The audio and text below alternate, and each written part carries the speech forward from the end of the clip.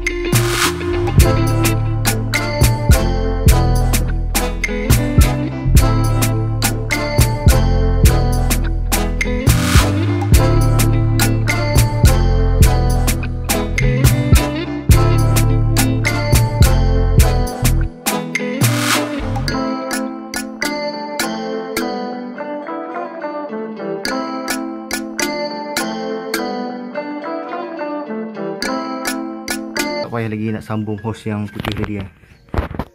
Senang kan. So apa ni kita akan tengok fungsi dia, function tak function. Let's go.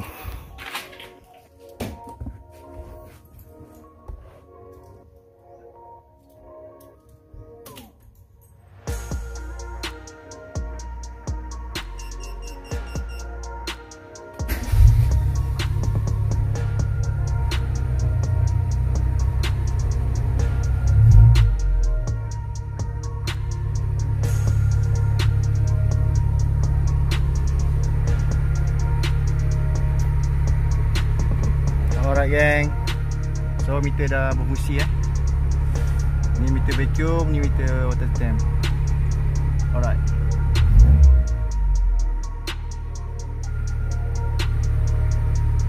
So itu saja untuk video aku kali ni. Kita tunggu untuk next video, projek apa pula yang kita akan buat.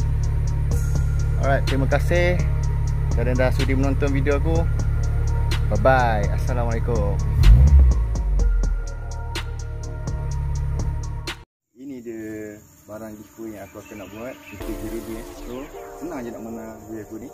Pertama aku nak korang komen dekat video ni nombor telefon korang dan hashtag bro support. So syarat-syarat dia aku akan letakkan dekat description. Nanti apa-apa korang boleh lewat situ.